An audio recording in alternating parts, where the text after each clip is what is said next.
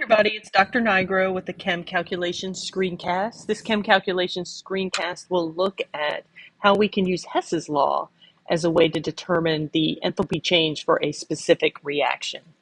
All right, so let's start with Hess's law. All right, so the enthalpy change of a reaction, all right, is equal to the sum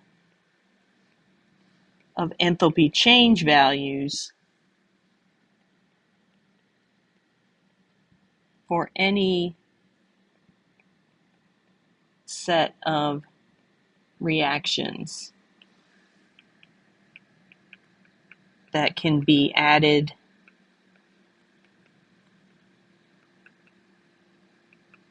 together to yield, whoops, that's not how I spell that,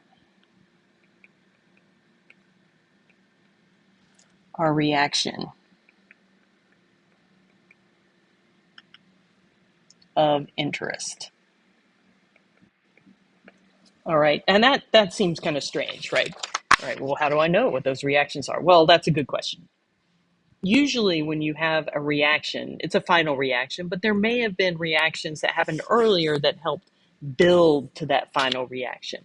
All right, so it's not always as simple as A plus B gives C plus D. All right, sometimes you got to make A, sometimes you got to make D, sometimes you got to make C. All right, so there are some earlier reactions that can be added all up and might give us this final reaction. And if that's the case, then I can take their enthalpy change values and add those up to get that energy change for that final reaction. All right, so why does this all work? All right, it doesn't really matter what set of reactions you choose as long as they add to your reaction of interest, the energy values are going to work. And that's because of a fundamental law. All right, we know that mass must be conserved, but so must energy.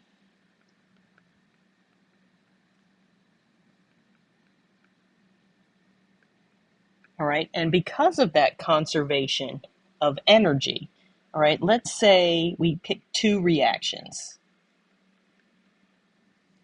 All right, if those two reactions can be added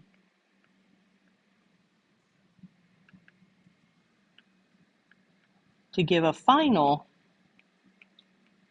reaction, then the energy that is released or absorbed by those two reactions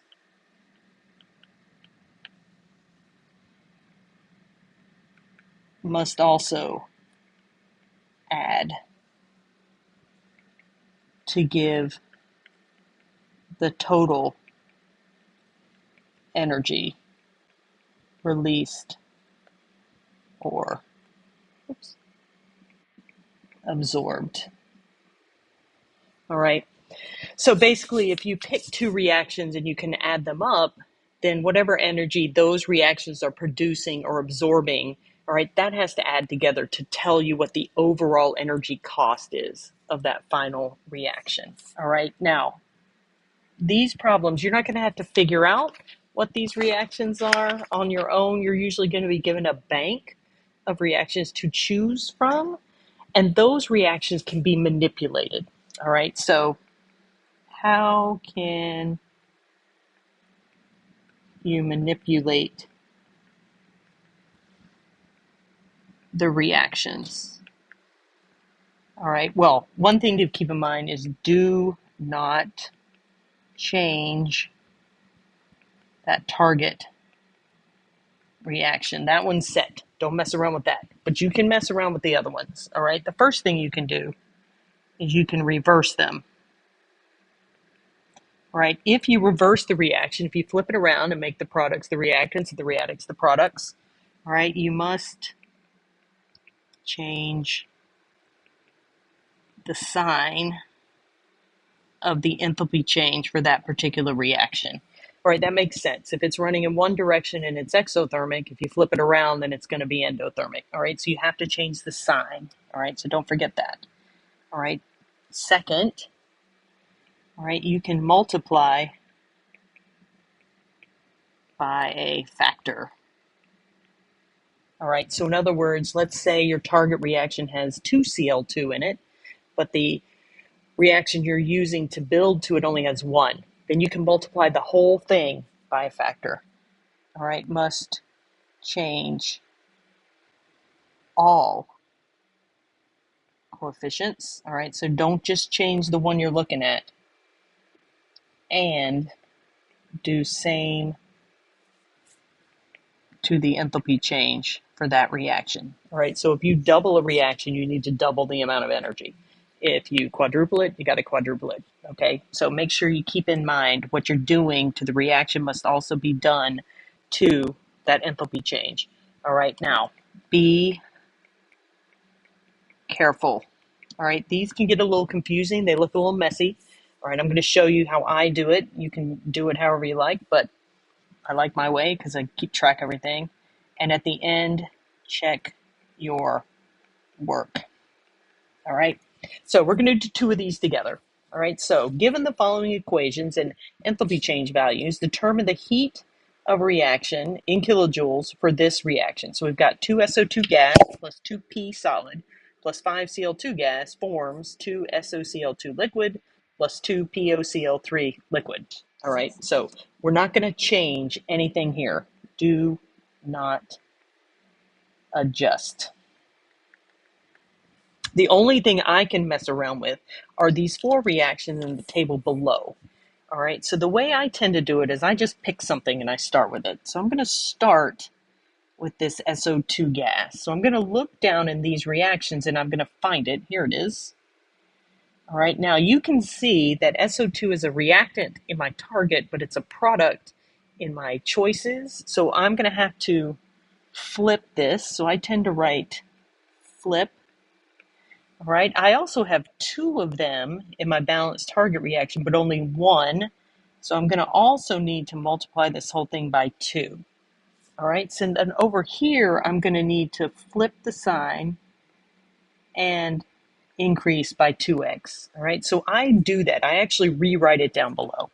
All right, so I'm going to have 2 SO2 gas plus 4 HCl gas yields 2 SOCl2 liquid, plus 2 H2O liquid. And then I do what I said to the delta H value as well.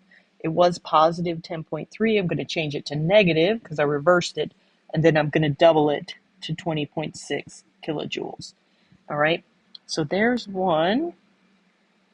All right, now I'm going to choose a different, maybe I'll look at P. So I'm going to go find this guy. I look down in here. Here it is. It's on this 3rd reaction. All right, now I look, it is a reactant in my target, a reactant down below, so that's fine, but I have 2 of them and only 1 down here, so I'm going to need to double this. All right, so then my delta X, I'm going to double, or delta H, not delta X, and then I rewrite it. So 2P solid plus 2 times 3 halves is 3 Cl2 gas yields 2 PCl3 liquid. And then my delta H for that reaction is going to go from 325.7 to negative 613.4 kilojoules. All right. All right, so that's 2. Let's go. I'm going to slide over to the products. I'm going to look at this guy. All right, so where is he? Well, he's right here. Oh, I've already messed around with that. Oh, look, that's already worked out for me. It's in the right side and the right coefficient. All right, so I'll move on to this guy. All right, so where is that one? Well, that one's in the 2nd reaction. All right, so it is a product in my target. It is a product in my list, so I'm okay there. But I have 2 of them, and I need to double this guy. All right, which means this is going to need to change. All right, so I start by writing 2 PCl3 liquid plus 2 times a half is 1, so O2 gas, 2 POCl3 liquid. All right, then if I double the enthalpy change, it becomes do the second one. Which one? Am I doing the right one here? Oh, wait. Oh, yeah, there it is. Negative 651.4 kilojoules. All right. So last I need to look at this PCl, this guy. All right, now this one shows up in two spots. All right, I don't think I'm going to mess with the one in the third one because if I change it there, I've already manipulated that P, the phosphorus, so that's going to mess things up. All right, so let's look. I have 3 down here already, right here. All right, so I need 2 more on the reactant side.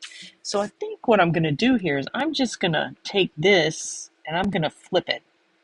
All right, because if I do that, that'll give me 2 more and I can add those 2 together to get to the 5. All right, so let's do that. So I'm going to have 2Cl2 gas plus 2H2O liquid.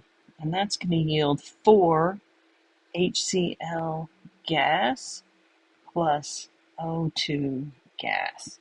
All right, that enthalpy change is just going to change sign. So it's going from negative to positive. So positive 202.6 kilojoules. All right, so that should be everything. So now what you do is you cancel. So it's like you're adding up those equations. All right, so if I look, I've got 4HCl on the reactant side and 4 on the product side. So those are gone. O2 on the reactant side, O2 on the product side, 2 H2O liquid on the product side, 2 on the reactant side, and then I've got 2 PCl3, 2 PCl3. 1, 2, 3, 4, 5 things left. 1, 2, 3, 4, 5 things left. So this, this, this, this, and this, and this are what's left. All right, so let's see. So we're going to have 2SO2 gas plus 2P solid plus 5Cl2 gas yields 2SOCl2 liquid plus 2POCl3 liquid, which matches my target. All right, so then the delta H of the reaction is going to be the sum of these 4 numbers. And when I add them up, I get negative 1082.8 kilojoules.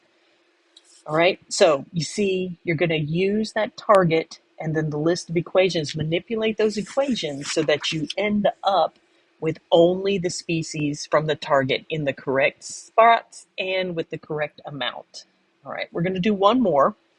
All right, same idea. I've got a target, which I'm not going to adjust, and I've got 3 equations to work with this time. All right, so I'm going to start here. All right, so I look down in here, and it's in this second equation. All right, it's the right number. It's on the right side. So this is just going to be as is. All right, so I'm just going to carry it down. B2H6 gas plus 6H2O liquid yields 2H3BO3 solid plus 6H2 gas. All right, delta H is going to be equal to negative 493.4 kilojoules. All right, so there's one. Right now I'm going to look at, I'll do this one next, BCl3. So I go down in here. Where are you? You're right here. All right, so it's a product in my target. It's a reactant. I have 2 of them. All right, so I'm going to need to multiply this by 2 and flip it. All right, so I'm going to need to do the same thing here. Flip and 2 times. All right, so I'm going to flip it first. So 2 times H3BO3 gas plus 6 HCl gas yields 2 BCl3 gas plus 6 waters in the liquid phase. I take that enthalpy change the sign to positive and double it, and I get positive 225 kilojoules. All right. Now I'm going to look at HCl. All right, so if I look, there's HCl. All right, I've got HCl down here already. All right, it seems like it's okay. All right, so I'm going to come back to HCl. I'm going to move on to Cl2. All right, so Cl2 is here. And so I need 6 of them on the reactant side. So it's on the right side, but I only have a half. So what times a half is going to give me 6? So I'm going to need to multiply this by 12. So this is going to need to go, oops, 12 times. All right, so let's do it. So 12 times a half, so that's 6 H2 gas plus 6 Cl2 gas yields 6 HCl gas. All right, and then my enthalpy change could do 6 times 92.3. So that's going to be a negative 1,107.6 kilojoules. All right, so let's see if we've done it correctly. All right, so I've got 6 waters and 6 waters. I've got, yeah, 6 hydrogens, 6 hydrogens. 2 of these and 2 of these. And then I've got, wait, something's wrong. 6 HCl's and 6 HCl's. I need the HCl to be there. Oh, I see what I did wrong. Yep, right here. All right, I multiplied this by 12, so this should be 12 HCl's, not 6. All right, so these 6 are going to cancel, but I'm going to be left with 6 after they cancel on the product side, and that's where those 6 are. Okay, good. So I've got this, this, and this. So I've got 4 species left, 2 products, 2 reactants. I'm going to get B2H6 gas plus 6Cl2 gas yields 2BCl3 gas plus 6 HCl gas. So that matches my target, and the enthalpy change for the reaction is going to be equal to the sum of these values, and I get negative 1,376 kilojoules. Okay? So again, Hess's law tells us that if we have a set of equations that can be manipulated and added up to give a target, then the sum of those enthalpy changes must also equal the enthalpy change for the target. All right? For that manipulation, you can do 2 different things. You may flip or reverse that reaction. If you reverse it, you must change the sign of your enthalpy change for that reaction. Or you can do both. You can multiply by a factor to increase the number of each species. Now remember, if you do that, you have to do the same to all of the species in the reaction. And then you need to do the same thing to your enthalpy change. Okay?